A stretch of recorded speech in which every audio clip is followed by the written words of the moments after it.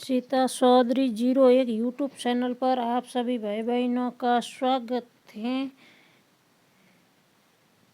तो मैं आज एक रविवार की कथा सुनाऊँ। भाई बहनों, गलती हो तो क्षमा करियो।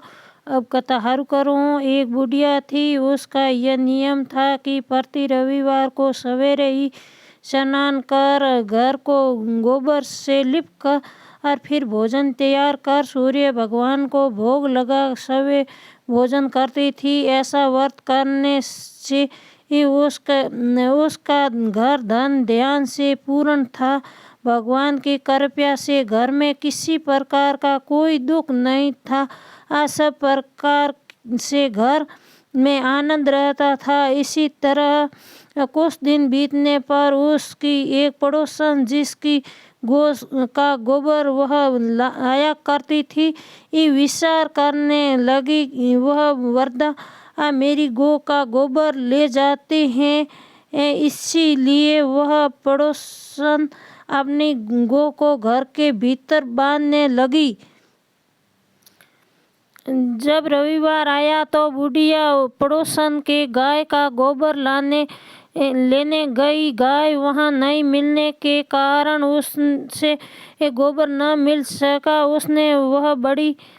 इससे वह बड़ी दुखी हुई। उस दिन वह अपनी घर के न लिप सकी। अंततः उसने न तो भोजन बनाया और न भगवान को भोग लगाया तथा सवे अपने भी भोजन नहीं किया।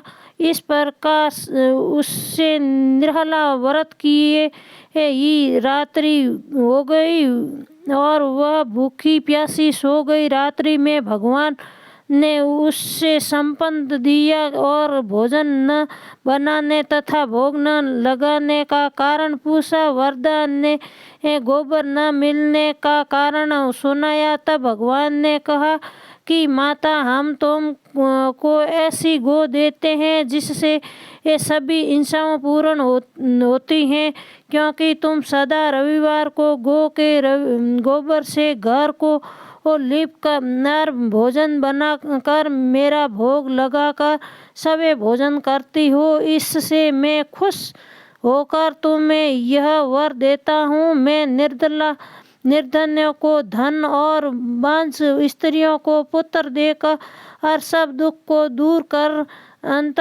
समय में मोक्ष देता हूँ। संपन्न में ऐसा वरदान देकर और भगवान तो अंतर्ध्यान हो गए। और जब वरदा की आंखें खुली तो वह क्या देखती है कि आंगन में एक अंतिम सुंदर गौ और बछड़ा बांधे हैं। बुढ़िया गौ और बछड़े को देखकर बहुत बड़ी पसंद हुई और उसे घर में बाहर बांध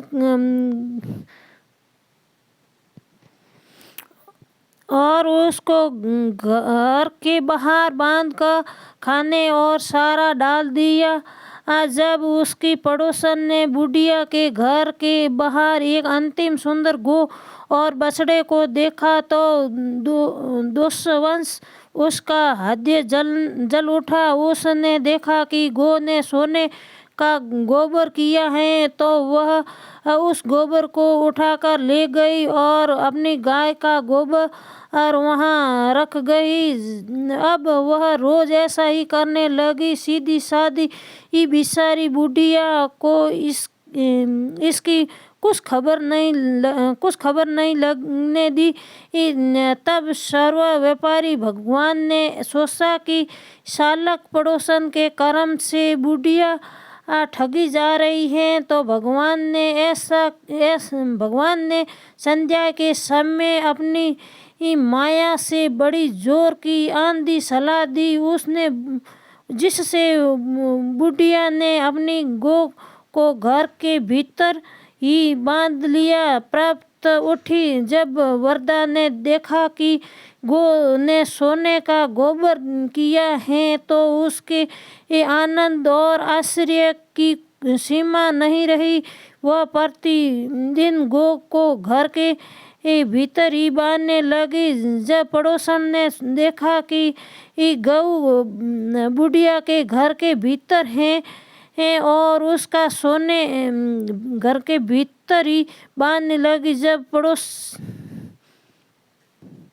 पड़ोसन ने देखा कि गऊ बुढ़िया के घर के भीतर है और उसका सोने का गोबर उठाने का अब दावा नहीं चलता, तो वह हिंसा और डांट से जल उठी और कुछ उपाय न देखा उसने राजा की सभा में जाकर कहा, महाराजा, मेरे पड़ोस में एक बुढ़िया के पास ऐसी गौ है जो आप जैसे राजा महाराजाओं ही योग्य है।